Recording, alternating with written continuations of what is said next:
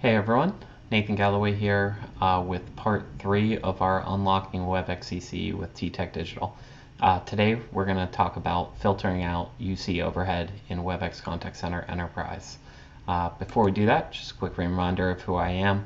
I'm the Chief Architect at T-Tech Digital's Cisco practice. So our topics for today are, I'm going to show you an architecture comparison. They're going to look somewhat similar, but there's going to be some differences. So you'll see your architecture and my architecture, and hopefully get an understanding for how I've simplified things. And again, back to the concepts we've already been talking about. I want to spend more time doing things that create ROI for my business. I don't want to spend more time in technical endeavors that ultimately aren't necessary. So I'm sure to ruffle a few feathers with today's topic, but you may have a requirement for them, you may not. We'll see as we, and again, you'll make up your own mind, but I want to show you that there's a bit different of a way of thinking about this. And then I want to go through a demonstration. You'll see how the config that I use rarely causes me to log into a UC component. And then ultimately how we have taken control of that kind of outbound dialing or the routing of those and with our scripting. And from there, we only have one way of dialing. We always know if it works or isn't going to work, regardless of where it's coming from. And again, it just puts us in control, and this is what modern contact centers do today. You just have other options on Cisco, and that's part of the problem. So I want to try and take away that option, and I'm calling that filtering out UC. So let's take a quick look in at what I suspect your architecture looks like today. Some key points here. You have your SBC sitting out here on the edge. That probably talks to CVP. It can also talk to your call manager. That could be dialer related. But you've got SIP trunks across the board here. Your call manager is interconnected with your enterprise UC. Because you're registering phones to it and treating it like UC today, you've got E911 requirements that you've probably got to comply with. So you got two separate E911 setups that you have to manage and maintain. And then you've got some stuff here for your presence and your Jabber stuff and your voicemail, and chances are you've got two separate ways of doing workforce optimization, call recordings. You've probably got built-in bridge going from here to here, and over here you've probably got some sort of SIPREC capability or XMF, but you've got something here, and then you've got dialer and callback stuff, and so we've got quite a number of lines. This should be, by the way, this should be pretty behind the scenes on Webex Contact Center. This is kind of more so the inner workings of the components and how they work, but the idea here is that you've got all these boxes that I've put in a different color, and if you could never have to see them, how much simpler would your life be? And part of that is here what you probably set up for on your premise, or maybe already on Webex Cloud. If you've got a bunch of different route patterns, list groups, partitions, CSSs, route points. Every time you want to add a new transfer destination, you have to go in here, register a route point. It's just a lot of overhead. And why are we doing that? 10 years ago, it made sense because we were, really our UC could be combined with our CC, but that's not the case. You're on a CC cloud, so we have to stop thinking like that. Likewise, you could do codec optimization and codec preferences. So if you were dialing out to a remote store and they had a dial-up connection, you could make sure that call landed at the agent as G720. Listen, those days are hopefully behind us. You may still find that you have those requirements, but chances are you don't, and that's what I see across most of the customer base. Lastly, again, I talk about everything just working. Click in here in my dial plan management box. Here I'm maintaining a dial plan. Here I'm maintaining a dial plan. Just had a customer the other day who needed to override the calling line ID on transfers to set it to the original ANI so this third-party IVR could pick up on that. Well, they're dialing out via the PBX. The PBX doesn't have that capability. Meanwhile, they never tested the routing whenever the IVR sends the call out. This is a contact center cloud, and somehow we're not putting the contact center in charge of delivering that call. So we've got to change that. So I think some pieces are overhead and just make things more complex. Other pieces I think I want to call them broken. And so again, we've got to get rid of these. And with any luck on Webex Contact Center Enterprise, you as the customer never have to log into any of these boxes that I've highlighted. You set them up, you leave them there, they get upgraded whenever a version needs upgraded, but you never have to deal with that. That's the goal here. So let me show you my architecture. There's a one-time configuration in Call Manager. This should be done for you. All your PBX is already set up. That's done and done, right? Now, my dial plan is with CBP, right? And I can control every aspect of this dial plan via my scripting, whether that's dialing to an agent or a transfer internal or a transfer external or just an outbound dial to the PSTN. All of that can be controlled here. Likewise, I'm kind of getting us in this position of a mobile agent friendly architecture, right? I don't want to, and you see I cut out this line where Call Manager is integrated with our WFO, our call recording solution, because we were falling back to relying on built-in bridge. Again, no other contact center has built-in bridge functionality for recording today. Cool feature of Cisco, but let's get rid of it because it prevents us from thinking about things in the way we should, and we start to see Cisco, this solution, as a dinosaur only because of the way that we're using it. So let's get past that.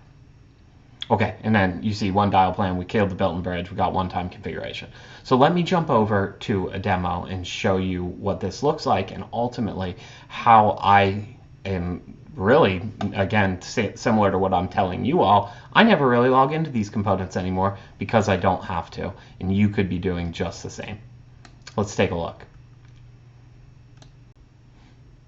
Okay, so here's the call manager that sits behind my Webex Contact Center Enterprise. What I want to show you in here is that from a configuration standpoint, I actually didn't even do this configuration, and I never really touch it because it's so simplistic. And what I mean by that is, from a route pattern perspective, I have basically a route to my voicemail. I have a route into my IVR. Then I have a few patterns here that are used for dialing my agents on their UC extension or their PBX or WebRTC. So, really, again, we have 5 route patterns in here. From a partition calling search space perspective, I've got 1. Just kind of showing what that looks like real quick, just to prove that I'm being honest here. I have 1 partition, and that's it. Now, from a phone perspective, well, let's go to CTI route point. So when you want to build new transfer numbers today, that starts to build up and you need to submit a ticket to your help desk. Well, again, we have 1. We call this DNP or dialed number plan. This is already registered. We can set up a new transfer number without ever logging in to the UC side of our contact center enterprise. From a phone's perspective,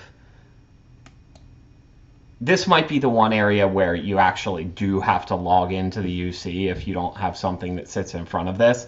But again, in a WebRTC world, in the mobile agent world that I'm kind of pushing us towards, even if you don't have a front end that does this automatically, and Portal could when you stand up or create a new agent, it can already basically create that new mobile agent for you and give it an extension. So those pieces are already there, but let's pretend like they're not. What I would do with this system is I would have my technology folks build out, pre-build me, however many extensions I could potentially need to use. All those CTI ports would just see here, like this LCP and RCP, they would just be built. So when I build a new agent, all I have to do inside Portal is plug in their extension. So you could pre-build, you could automate that on your own. It's not like APIs don't exist. There are plenty of options here to, again, alleviate you of having to actually log into this interface. But again, kind of key here is that all we have is these. So if I am logging into this, it's basically to build new phones. But you could get around that. Anyhow, incredibly simplistic. I do not ever have to worry about whether something is working or changes that go on in here, because there should never be a change. It was set up for me a year ago, and here I am today on the same exact configuration, and it's just not a problem. So let me show you how this works from an ICM side, or a contact center side, let's call it. So we have our dial number plan in here, and you can see, now you can customize this to your needs, right? I'm basically just matching anytime somebody dials a specific number of digits and triggering my script, right? That's all the more that it is. Now, I could put like a route in here, say for international calls, and associate it to international. And then, for example, I could control whether an agent can dial internationally by going into their agent desk settings and saying, I don't want you to be able to dial international, right? And so, again, like, these are features that aren't being used in most contact center enterprise deployments. And I think it's because most people don't even realize they're there, because they're so used to leveraging all of the facets that the unified communications part of the platform can provide. But ultimately, it makes things way more complex when, again, we want to be spending our time creating ROI for our business, not making things so difficult that chances are they work, but the next time we make it a change, everything breaks again, or we're not sure if it's going to work. So, long story short, this dial number plan now kicks off this script. From here, I do some sort of digit manipulation. If I'm going outbound, I can insert other logic here. Maybe I just built a new transfer number, so I could say, here we'll get the digits that the agent actually is called. If they call 555-555, that means it's a transfer to my billing group. So let's say go to script, and we'll toss in go to our billing queue, for example. So just as easy as that. I just added a new transfer number. Now I go out to Portal, I click my phone book, I add my 555-555 entry to display to my agents, and we're done. Again, that's all the more difficult it is. At any point in time, you can come in here, see what your scripting is doing, see the number of calls that are hitting it. Maybe something's failing. You have that visibility that you just don't get. And again, you have this visibility on other platforms. We're just treating contact center enterprise unfairly or improperly. So that's the dial number plan in a nutshell. And again, all my calls dial out the same exact way. So I'm not having to worry about whether an agent phone is going to behave differently versus my IVR, for example. It's all done the same exact way. The final thing, I talked about the customer the other day who had never tested sending calls outbound in the IVR, but suddenly they needed to override the CLI with the original ANI. Well, had they have been using this, all that they would have, let's pretend like this, we're going to override the CLI here, and all I needed to do here, actually we'll take this one, and we're going to take that, and we'll get rid of the comment here real quick. We're going to say that we want to override the CLI, and we're going to say we're going to instead insert call.user.customer phone, and we could do like an if statement here to say if we have that, then set it. Otherwise, set it to our default phone number, something like that. Yeah. Anyhow, so you could override the CLI easily from here. Again, what I'm calling out here is we now have one dial plan. It's all through our contact center. It's not through the UC. We've alleviated that. If I actually go back to this original piece here, we don't have to worry about E911. Our PBX is integrated to our E911. Everything is very straightforward and easy to use. Thank you for watching part 3 of our series Unlocking Webex CCE with TTech Digital.